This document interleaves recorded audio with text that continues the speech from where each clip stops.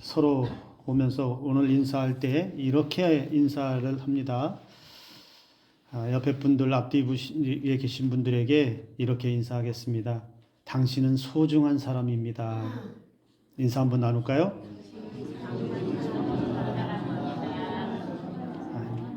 그냥 건조하게 당신은 소중한 사람입니다. 이런 거 말고 정말 소중한 사람이라면 눈빛에서 좀 하트 좀 뿅뿅뿅 좀 나오고 진짜 당신은 소중한 사람입니다. 우리 한 번 더 인사할까요? 당신은 소중한 사람입니다.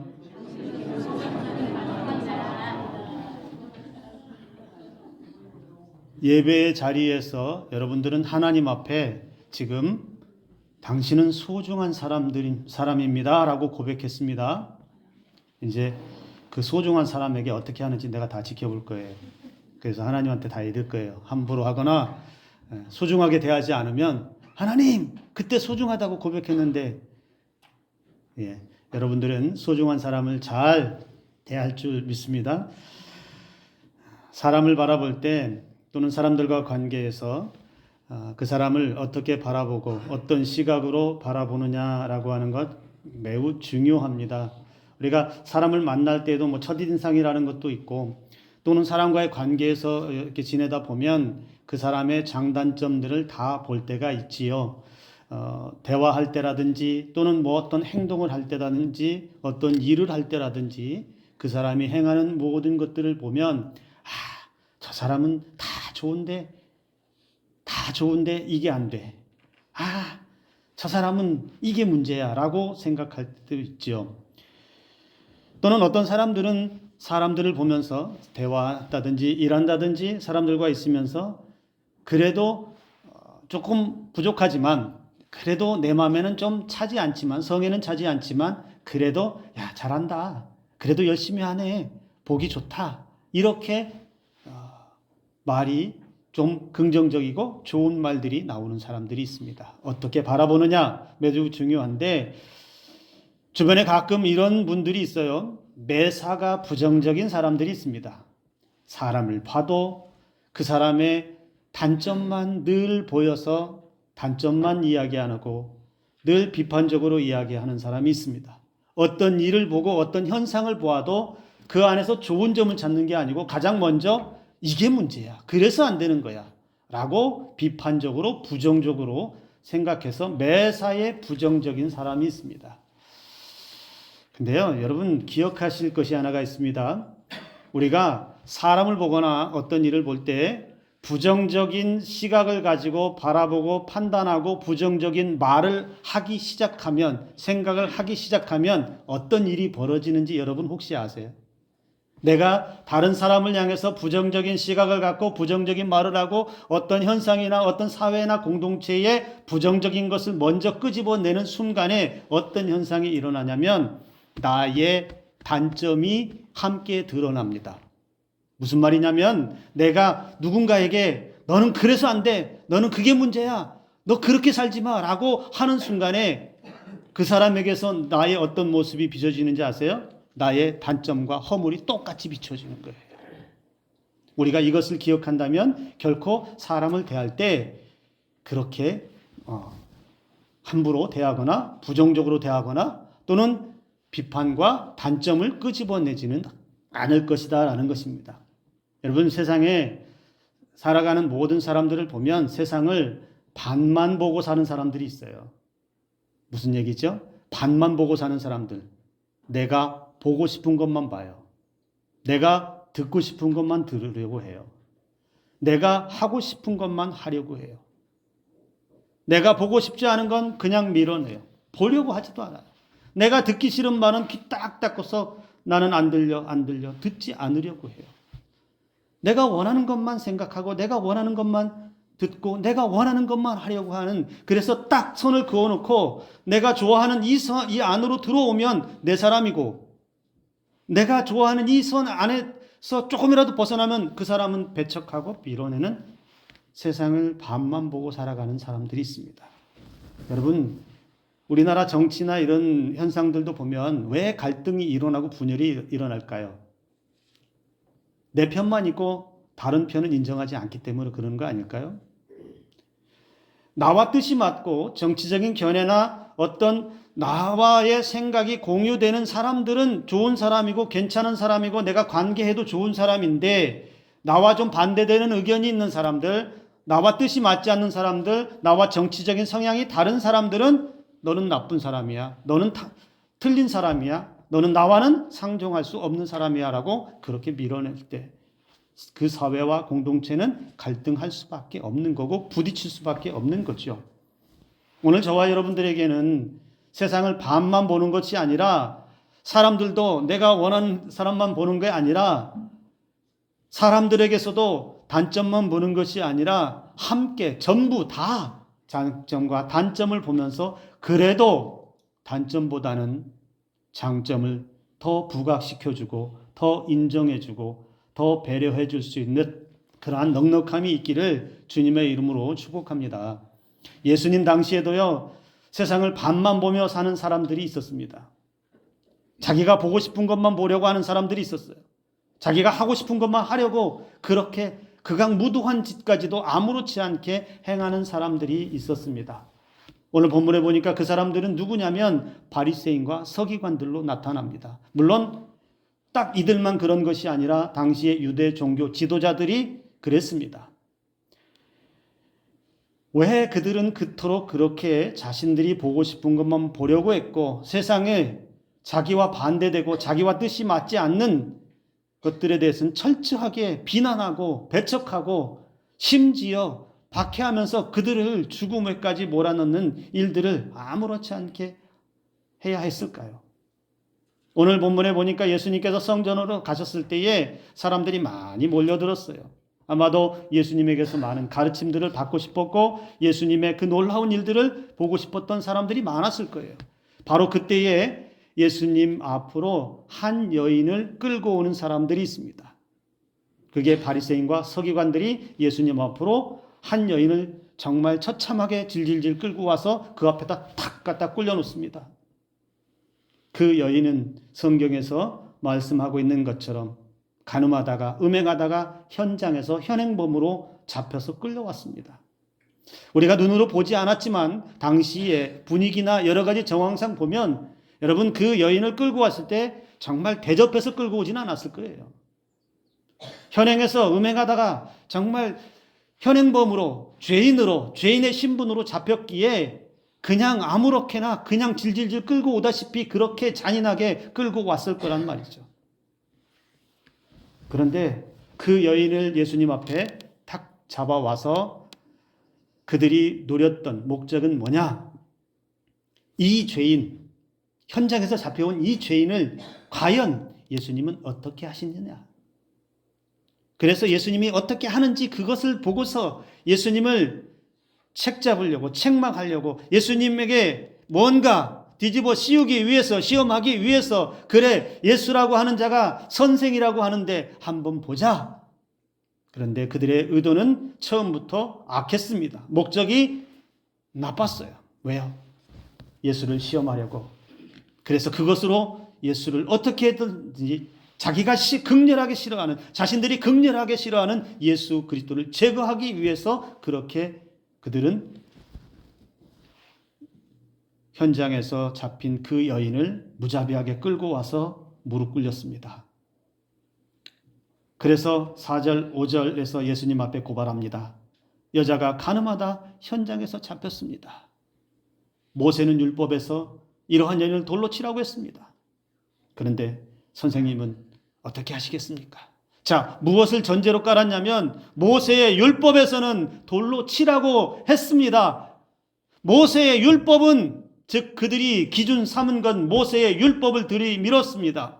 그러면서 당신이 선생이고 당신이 율법을 잘 안다라고 우리는 생각하고 있는데 그런데 그 모세의 율법에는 이렇게 기록됐는데 지금 이 여인을 예수 당신은 어떻게 처리하시겠습니까?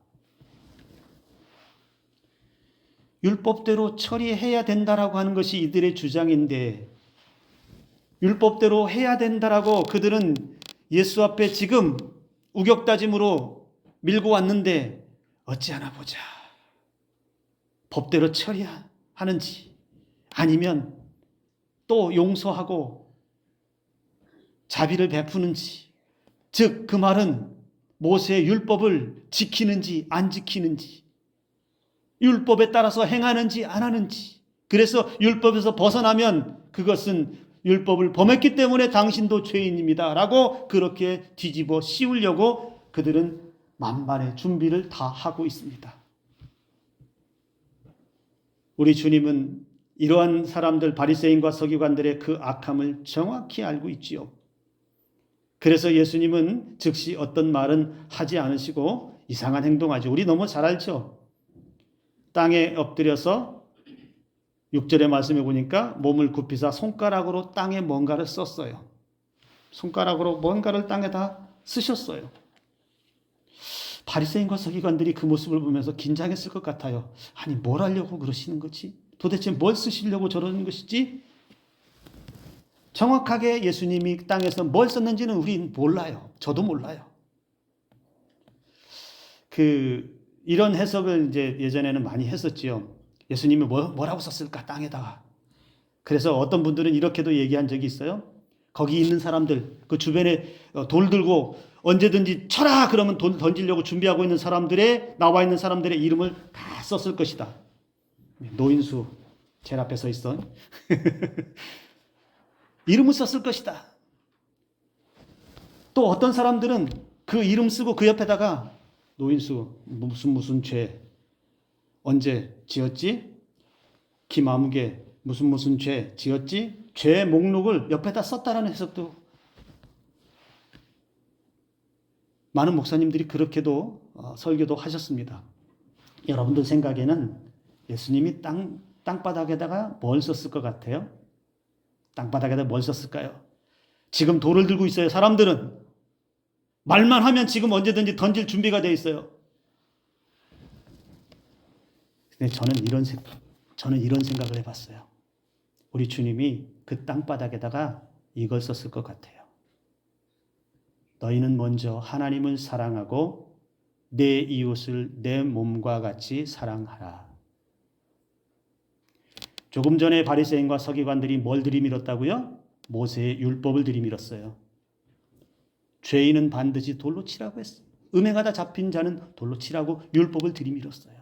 근데 우리 주님은 땅바닥에다가 손가락으로 쓰실 때 제 생각은 똑같이 율법을 그 땅에다가 쓰신 거예요. 내 하나님을 사랑하고 내 이웃을 내 몸과 같이 사랑하라. 율법을 들고 시험하려는 바리새인과 서기관들에게 똑같이 율법을 써서 보여주신 것은 아닐까.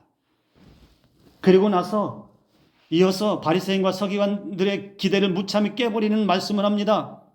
7절, 너희 중에 죄 없는 자가 돌로 치라. 제 상상이 맞다면 여러분 그럴싸하지 않아요? 하나님의 말씀을, 율법을 땅바닥에 써놓고 그 말씀을 보게 하신 다음에 너희 중에 이 말씀 가운데서 거리낌이 없는 사람들, 하나님 앞에 정정당당하게 떳떳한 사람들, 죄가 없는 사람들, 깨끗한 사람들, 저 음행한 여인보다 죄가 하나도 없다라고 자신 있게 말할 수 있는 사람이 있다면 그 사람이 먼저 돌을 들어서 던져라. 우리 주님이 그렇게 말씀하신 것 같아요. 아마도 돌을 들고 있었던 사람들이 주춤했을 것 같아요. 멈칫했을 것 같아요. 왜요? 우리 주님이 그렇게 말하는 것 같잖아요. 너 자신을 봐라. 너는 돌을 들고 있는데 네가 돌을 들어서 저 사람을 칠 수 있을 만큼의 깨끗한 모습을 가지고 있니? 율법에 비추어서, 너희가 말하는 그 율법에, 하나님의 말씀에 비추어서 네 자신을 비추어 보면 너는 돌을 들어서 던질 만큼 깨끗하니? 너에게는 그런 한 점 부끄러움이 없는 모습을 가지고 있니? 라고 우리 주님은 말씀하시는 거예요. 바리새인들과 서기관들의, 여러분, 그들은 어떤 사람들이에요? 그들이 어떤 사람이에요? 철저하게 예수님을 배척했는데 배척하고 박해하는 이유가 뭐예요? 그들은 자기 자신들의 종교적인 기득권과 자신들이 가지고 있는 사회적인 기득권, 유대인 사회에서 누리고 있는 그 특권들을 예수라고 하는 사람에게 빼앗기지 않기 위해서 극렬하게 반대했어요.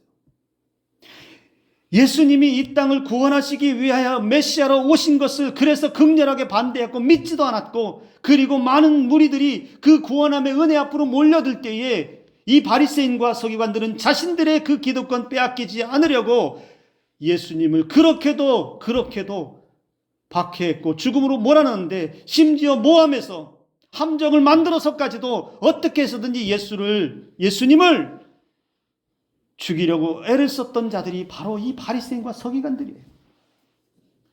자신들은 속에 시커먼 악독함들을 잔뜩 짊어지고 있으면서 하나님 앞에서 율법을 가지고도 의롭다라고 사람들 앞에서 목 뻣뻣하게 세우면서 율법을 내세우고 자랑하면서도 자신들의 속에서는 더럽고 추악한 그런 모습을 가지고 사람들을 대할 때 어떻게 대합니까? 내 기득권을 지켜줄 만한 사람들은 자기 안으로 끌어들이고, 약하고 힘없고 불쌍하고 자신들의 생각과 반대되는 사람들은 철저하게 박해하고 밀어내고 몰아내고, 그들을 어떻게 해서든지 율법이라는 명목 아래서 돌로 치는 것까지, 죽이는 것까지도 아무렇지 않게 생각하는 무자비하고 아주 잔혹한 사람들이 바리새인과 서기관들이었다는 거예요. 존중, 배려, 이웃사랑 어디서도 찾아볼 수 없습니다. 여러분, 우리가 이 바리새인들과 서기관들의 이 모습을 보면서 오늘날 그리스도인들, 오늘날 저와 여러분들이 다른 사람을 대하는 태도가 어떠해야 되겠습니까? 적어도 바리새인과 서기관들과는 달라야 하지 않을까요? 하나님을 사랑한다면, 정말로 내가 하나님을 내 가슴속 깊이 사랑하고 있는 그 믿음이 충만하다면, 우리는 다른 사람의 소중함들을 결코 잊어서는 안 된다라는 거예요. 그 사랑이 내 안에 충만하다면, 나를 위해 십자가를 지시고 나를 위해 모든 죄와 허물들을 지셨던 예수 그리스도의 그 은혜를 기억한다면, 그 사랑을 입은 자가 나라고 한다면, 나만 그 은혜를 받은 게 아니고 여러분 옆에 있는 분도 똑같이 예수 그리스도의 그 십자가의 은혜에 사랑을 받은 사람들이에요. 똑같이 그 은혜 안에 들어온 사람들이에요. 그렇다면 그 사람도 소중한 사람임을 여러분 결코 잊지 않아야 된다라는 것입니다. 그리스도인들에게 있어서는 여러분 한 영혼 한 영혼이 다 소중한 사람들입니다. 우리 다시 한번 옆에 있는 분들에게 우리 한 번 더 얘기해 줄까요? 당신은 정말로 소중한 사람입니다. 여러분들은 정말로 소중하신 분들이에요. 여러분들만큼, 이 자리에 있는 여러분들만큼 소중한 사람이 세상에 없어요. 그것을 예수님은 그렇게 살라라고 우리에게 가르쳐 주는데, 우리가 때때로 그걸 놓치면 소중함을 잃어버리고, 소중한 사람을 잃어버리고, 관계가 깨어지고 상처나고 마음에 큰 상처들을 늘 안고서 예배 자리에 왔다 갔다 할 수 있다는 거예요. 여기 바리새인들과 서기관들은 자신들 외에는 다른 사람들을 소중하게 생각하지 않았습니다. 자신들 외에는 다른 사람들은 다 죄인 취급했어요. 우리는 율법의 전문가이고, 우리는 율법을 잘하는 사람들이고, 우리는 종교적인 형식도 잘 갖추고 있어서 우리는 율법에 충실하다, 우리는 의롭다라고 그렇게 자신 있게 살아갔지만, 다른 사람들은 율법의 잣대를 가지고서 너는 이것이 죄이고, 너는 이것이 죄이고, 당신은 이것이 죄이다. 그래서 그 율법에 따라서 언제나 사람들을 대했고, 그 율법에 따라서 정죄하고 사람을 심판하는 심판자의 자리에 앉았다라는 거예요. 여기 지금 간음한 여인을 현행법으로 잡아 끌고 올 때도 여러분 똑같이 그렇게 했어요.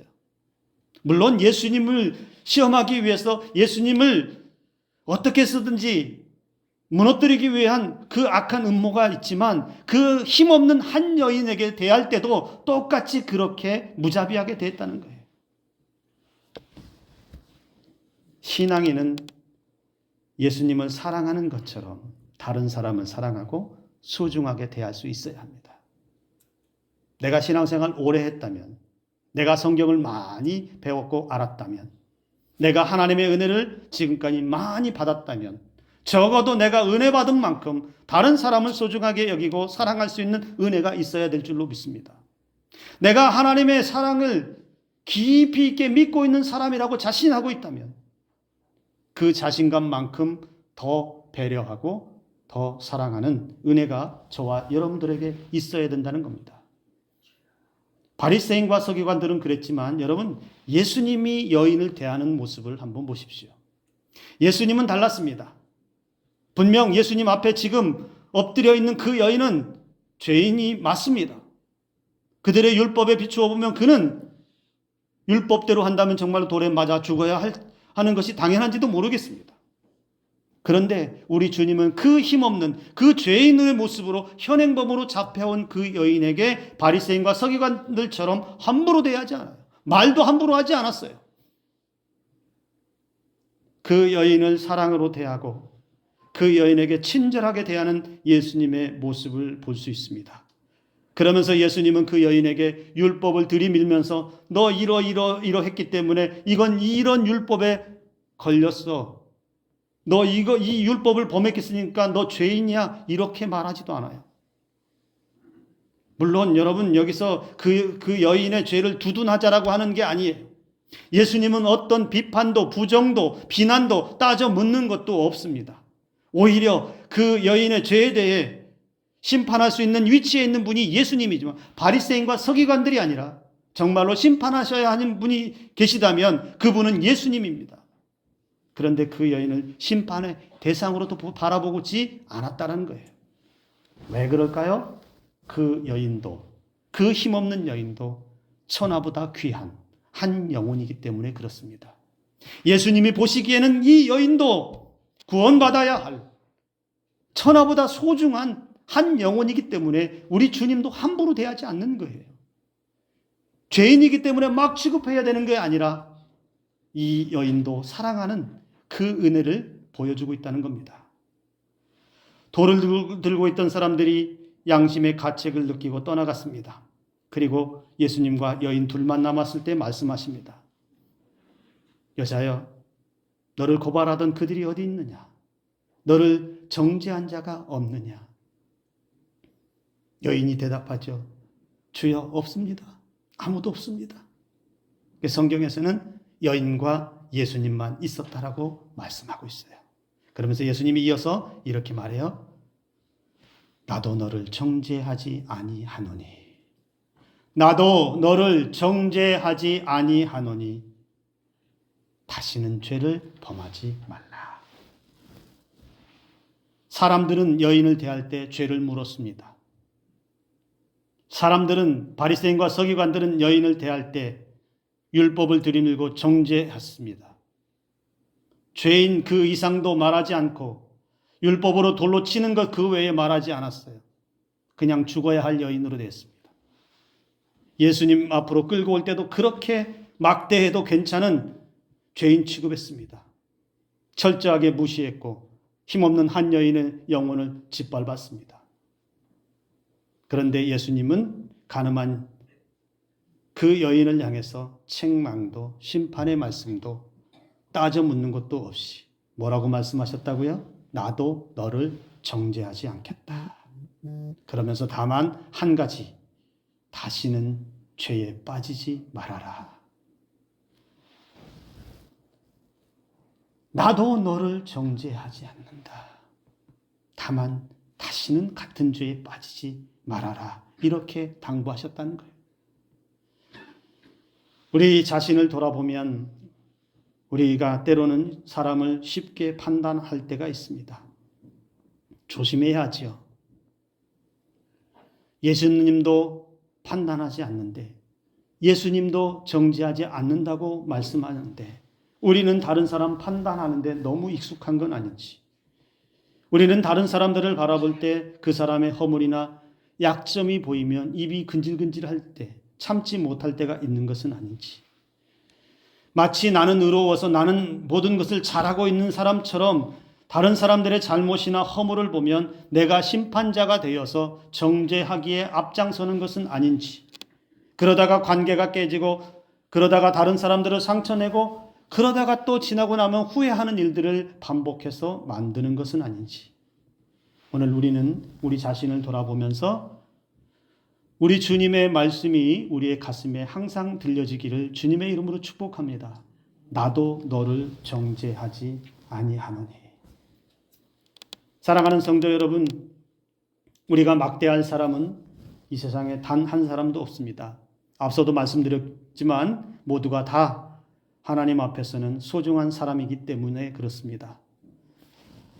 저와 여러분들 가운데 다른 사람을 비판하고 정죄하기 익숙한 사람들이 범하는 실수, 여러분 무엇이 있겠습니까? 우리가 정죄하고 비판하고 다른 사람들을 책망할 때 은연중에 우리 속에 들어오는 생각이 뭐가 있을까요?